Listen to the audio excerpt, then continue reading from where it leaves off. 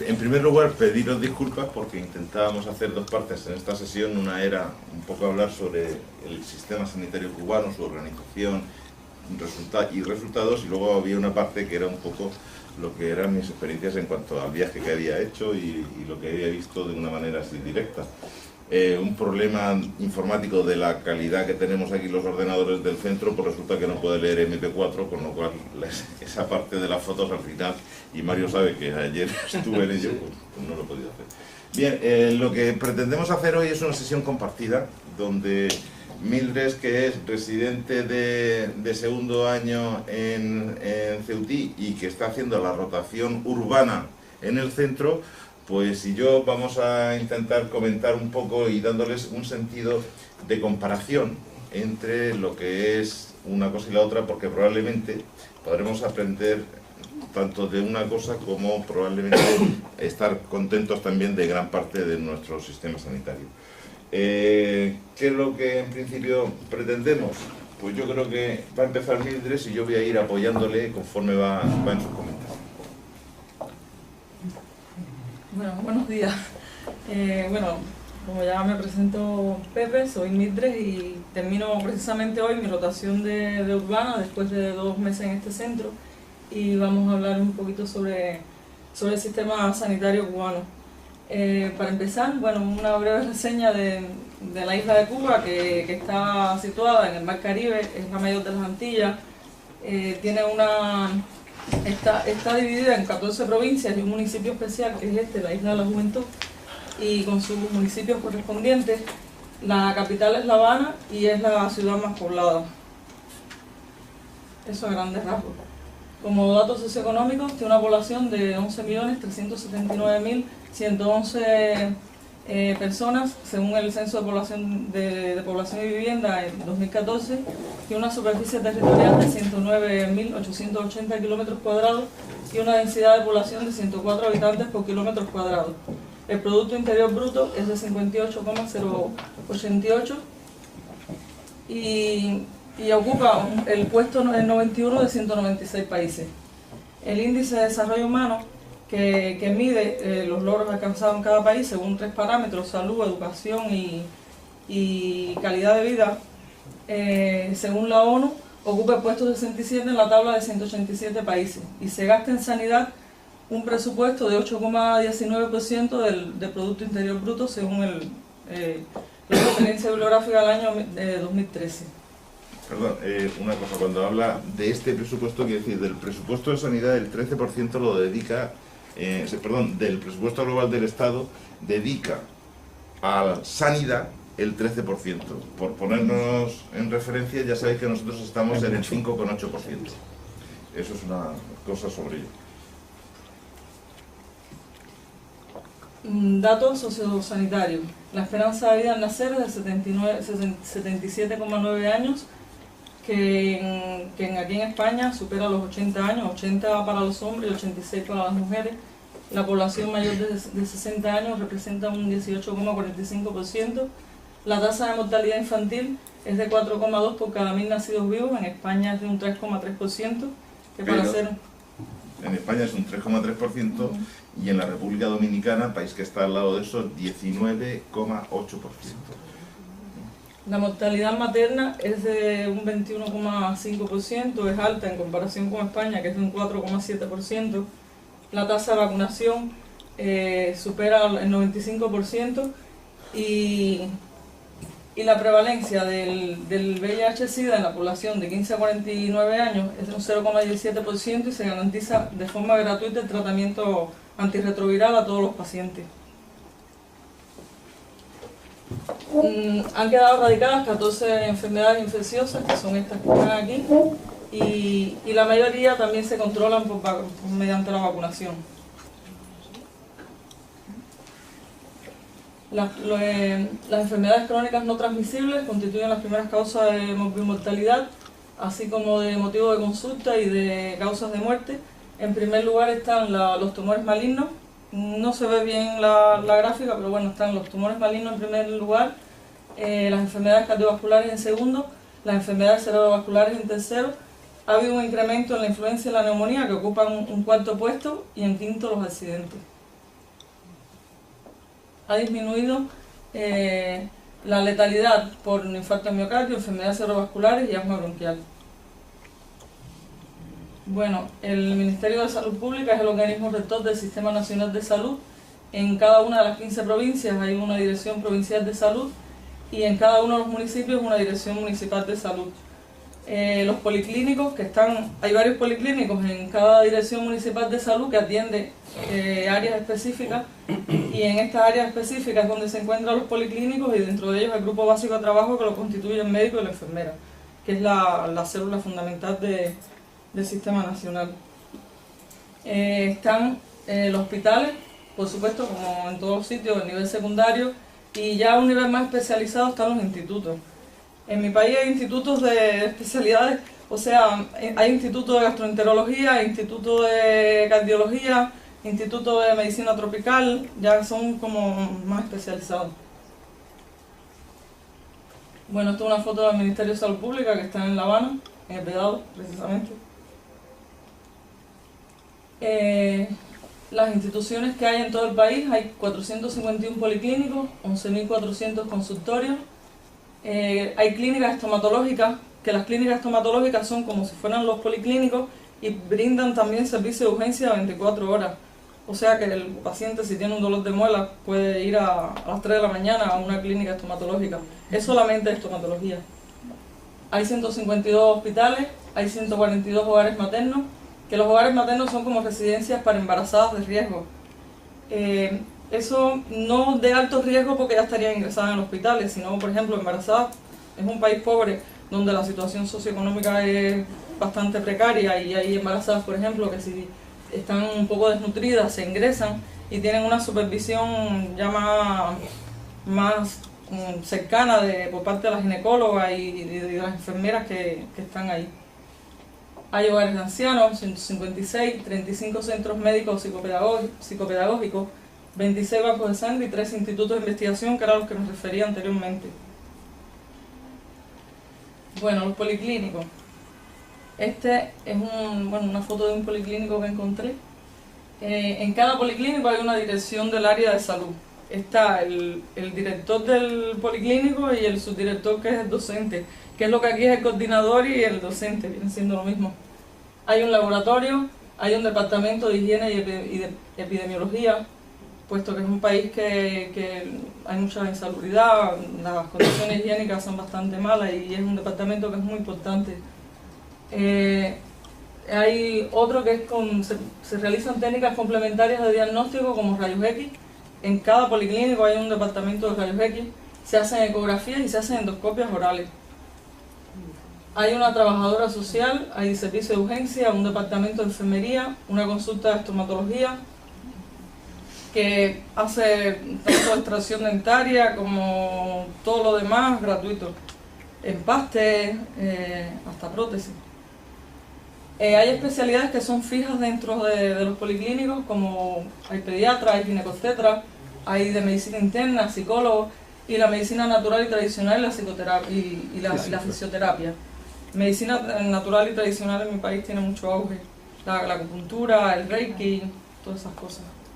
Y las discontinuas quiere decir que 2 veces a la semana o 3 veces a la semana hay el resto de las especialidades como cardiología, digestivo, alergología, que provienen de los hospitales y entonces hacen sus consultas en el centro de salud. Espera, una cosa, os fijáis que ahí falta una especialidad, ¿no?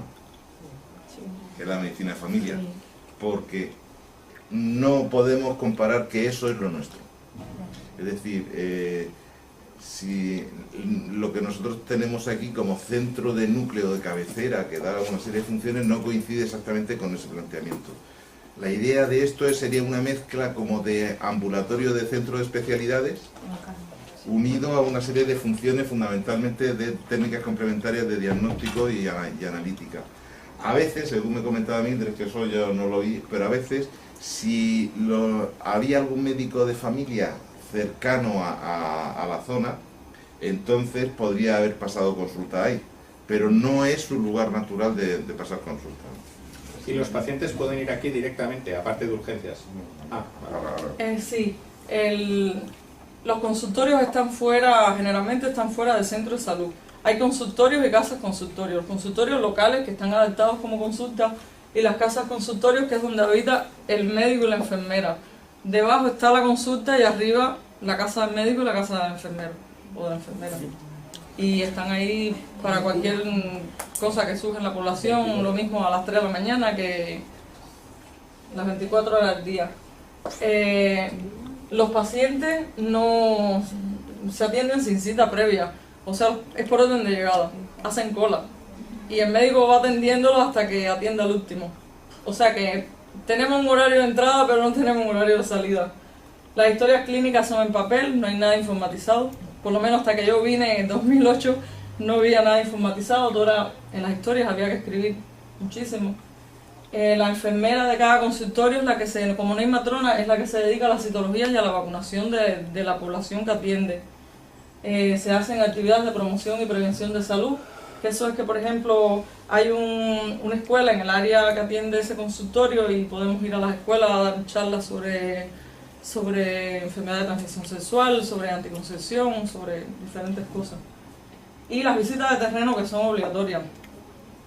Por la mañana se hace la consulta en el centro de salud, o sea, en el consultorio, y por la tarde se va a hacer visita de terreno porque se le da mucha importancia a lo que es la parte social, de ver si en las casas hay una situación higiénica adecuada, si puede haber un foco que puede ser motivo de una infección o de un brote de alguna enfermedad o cosas así.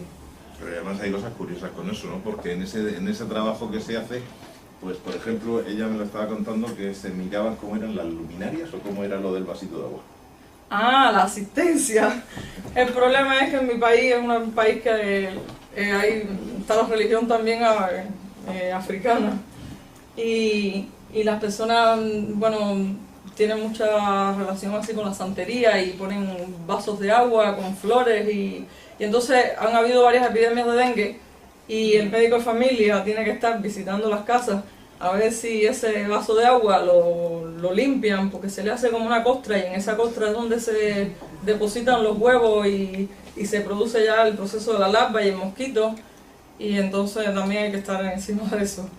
De que tiren el vaso de agua, por lo menos que no lo mantengan más de 72 horas y además también tienes que estar pendiente de que si en el área que atiende tu consultorio hay un solar yermo y hay escombros y todo eso, que no se acumule el agua porque el mosquito crece en los lugares de agua limpia. Y más cosas, eso de la visita del y terreno, más cosas. yo es que creo que es importante aclararlo. La idea es, imaginaros que cuando terminamos nuestra consulta, pues, descansamos un poco, comemos, y la tarde la tenemos que dedicar a hacer visitas. La visita domiciliaria de una manera regular y continua. Se visita al enfermo y al sano. Las casas se visitan todas. Y a la hora de hacer visitas también hay una peculiaridad. Por ejemplo, cuando una mujer está embarazada, ¿cuántas visitas recibe regularmente del médico de familia en su casa? Son por lo menos unas 10 visitas en el embarazo. El problema es que el médico de familia allí en Cuba atiende pediatría, atiende a las embarazadas, todo el seguimiento de la embarazada, solamente la ginecóloga la ve 4 veces en el embarazo, que es la consulta de evaluación, reevaluación de preingreso y de ingreso, ya de a término y pretérmino y a término. Atiende el PAMI, es el PIAN, que es el programa integrado a la mujer, o sea, nosotros ponemos los dispositivos intrauterinos, hacemos todas esas cosas. Y el adulto mayor con lo del control de las enfermedades crónicas no transmisibles y demás. Aquí un ejemplo del programa de pediatría, de lo que estaba diciendo Pepe. El primer mes de nacido del niño, el médico de familia tiene que visitar al paciente semanal, tanto en consulta como en terreno, en la casa, aunque el niño esté sano, aunque el niño haya nacido con un ágar de 10. Hay que visitarlo. Y el pediatra del área, el pediatra del área tiene que verlo cada 15 días.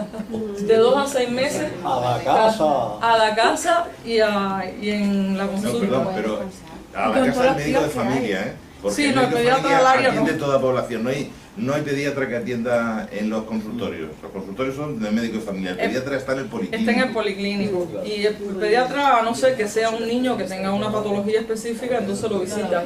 Si no, el médico de familia tiene que estar, y cada vez que vayas al terreno, tienes que escribir en las historias que son de papel, son unos libros que son adaptados a... De 2 a 6 meses, cada 15 días, alternando el médico de familia y el pediatra. Esto es en las consultas, pero más o menos la misma frecuencia para el médico de familia. De 6 a 12 meses, el médico de familia mensual, el pediatra si es necesario, de 1 a 2 años trimestral, de 2 a 5 semestral, y el pediatra anual, y de 6 a 18 años anual. Ya nos faltaba más. De 6 a 18 años hubiese que visitarlo todos los días. Visita a domicilio. La frecuencia, como ya dije, la frecuencia es similar a las consultas por parte del médico y la enfermera del consultorio. O sea que por eso decía que sabemos cuándo entramos pero no sabemos cuándo salimos. Llegamos a la casa que no tenemos tiempo de nada. Son 120 familias. ¿Qué media de personas hay por familia? Bueno, se concibió que originariamente el plan de médico de familia debía ser de 120 familias para poder tener un mayor enfoque integral, de poder... Pero que va, no son 120 familias. Son Porque mucho más. 120 familias a 4 o 5 Sí. miembros por familia son 600 Es que pacientes. es lo que tiene. Es que, Eso es lo que pregunto. sí, pero es mucho más. 800, ¿no? Es mucho más, no se cumple lo de 120 familias. Es mucho más. ¿Y la media de habitantes por familia? Pues sí, La media más o generación. menos 4 o 5 habitantes. Eso es lo que digo. Entonces La- son unos 500, serían unos 600 600, aproximadamente. Pero esa fue la idea original. La idea original, pero realmente al final no fue así. Porque de muchos médicos que se forman, realmente allí no hay... Todo médico que se gradúa tiene trabajo, porque es que una buena parte se va a misiones internacionalistas. Y la otra entonces es la que ocupa los consultorios. Y bueno, otra parte que coge especialidades que ya están en los hospitales. Otras especialidades. El sistema de salud cubano cuenta con 481.960 trabajadores, siendo la mayoría mujeres, tanto en médicos, estomatólogos como licenciados en enfermería. A veces son más estudiosos. De No hecho, porque seamos más inteligentes, más estudiosos. de parece. hecho, hubo un tiempo que fue algo curioso, y eso en los años 80 me parece que fue. Era tal el acceso de las mujeres a la carrera, sobre todo en medicina, y que luego decían que estas mujeres luego se empezaban, que si tenían hijos y se retiraban y durante un tiempo dejaban de ejercer, que comentaban que había un problema en el sistema de falta de recursos humanos precisamente por eso. Y me parece que desde entonces, no sé si sigue estando, eso no lo sé, que para acceder a la facultad, a los estudios que ahora lo veremos, la mujer tenía que tener más nota que el hombre, pues para un poco compensar eso. No sé si eso sigue ocurriendo, pero me parece que fue en la década de los 80 donde hubo una movida Había esta diferencia de de compensación. promedio. ¿no? Sí, sí. Diferencias de promedio, sí. Además, también, si estos datos que hemos sacado son de los médicos, estomatólogos y licenciados en enfermería que quedan trabajando, es porque también es un país que es pobre y un médico con lo que gana no puede mantener una familia. O sea que el hombre está obligado, muchos de mis compañeros han tenido que abandonar la medicina e irse a trabajar a otros sectores de turismo, por ejemplo. Y las mujeres, bueno, son las que mayormente han quedado trabajando. A manejar los taxis. La formación médica. Hay 14 universidades, 3 facultades de ciencias médicas independientes y una escuela latinoamericana de medicina, que es un convenio que tiene Cuba con los países de Latinoamérica, y hacen sus 6 años ahí. Bueno, después pueden trabajar en el país o irse fuera a trabajar o coger las especialidades ahí mismo y quedarse haciendo una especialidad dentro del país. Bueno, ¿cómo estudiar la carrera de medicina en Cuba?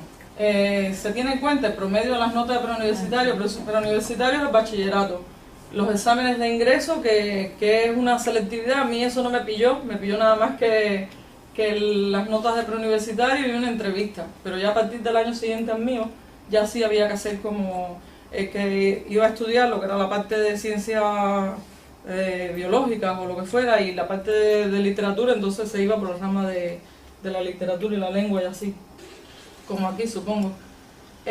Son 6 años de estudio.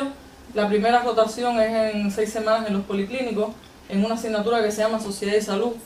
que es muy diferente a, no es estar en el policlínico ahí, o sea, en el consultorio, sino es más bien viendo lo que es la parte social. Se le dedica mucho a la parte social en lo que es también la carrera y bueno, el programa, el plan de estudio de medicina es muy similar al de aquí de España. De hecho, tenemos la oportunidad de cuando venimos a España homologar y no tener que hacer reválida, no tener que hacer un examen como otros países, porque es muy parecido el plan de estudio. Y creo que lo que son los estudiantes salen muy bien preparados. El Instituto de Ciencia se hace el primer año y primer semestre de segundo año en un Instituto de Ciencias Básicas y Preclínicas, que ese que está allá abajo se llama Victoria Girón, y que es el que pertenece a La Habana. Y ahí estamos estudiando lo que es las ciencias básicas, anatomía, embriología, histología y todas esas cosas hasta primer semestre de segundo año. Luego pasamos a los hospitales y en lo que es la planta de medicina interna nos dan semiología y propedéutica clínica. Y ya después, en tercer año, empezamos a rotar por las especialidades. En quinto año es que rotamos 2 meses por medicina familiar. Y en sexto año nuevamente se rota por especialidades básicas, lo que para ellos son las básicas: medicina interna, pediatría, cirugía y ginecobstetricia. Bueno, es una foto de la Escuela Latinoamericana de Medicina, la de arriba. Bueno, la especialidad de Medicina General Integral. El acceso es las notas de la carrera de Medicina. En la época donde yo me gradué, hubo un llamado de Fidel a que prácticamente nos obligaron a hacer medicina familia. Habían otros compañeros que querían hacer otras especialidades y no pudieron, tuvieron que hacer medicina familia. Y bueno, consta de 4 años, 1 año de familiarización y 3 años más. El año de familiarización es un año que bueno, puedes hacerlo en un lugar rural, o en una escuela, o en un centro de trabajo, y ese año estás allí. Después pasas al policlínico, y en el policlínico empiezas a trabajar, a hacer tus consultas y a la vez a estudiar. O sea, es a la par. Se rota en la especialidad por las especialidades básicas. Hacen una pequeña rotación en los hospitales, en medicina interna, otra pequeña rotación en ginecobstetricia, otra pequeña rotación en pediatría, y el resto de las clases, lo que es cardiología, vienen profesores a los policlínicos a darnos clases, y por la mañana estamos en los consultorios trabajando, ya como si fuéramos ya especialistas. Por eso pongo aquí consulta, atención más estudio, y al final terminamos la residencia, la especialidad, con una tesis. Se pueden hacer también doctorados o maestrías. Ese es el policlínico donde trabajé yo muchos años. Sanitario. ¿Qué es lo que en principio pretendemos? Pues yo creo que va a empezar Mildred y yo voy a ir apoyándole conforme va en sus comentarios. Bueno, buenos días. Bueno, como ya me presento, Pepe, soy Mildred y termino precisamente hoy mi rotación de urbana después de 2 meses en este centro, y vamos a hablar un poquito sobre el sistema sanitario cubano. Para empezar, bueno, una breve reseña de la isla de Cuba, que está situada en el Mar Caribe, es la mayor de las Antillas, tiene una...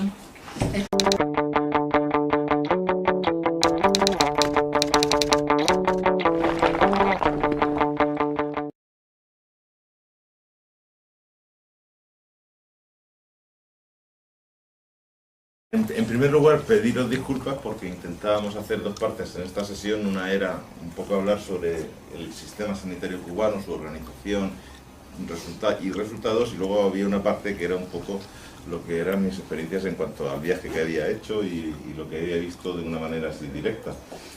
Un problema informático de la calidad que tenemos aquí los ordenadores del centro, pues resulta que no. Y ocupa el puesto en 91 de 196 países.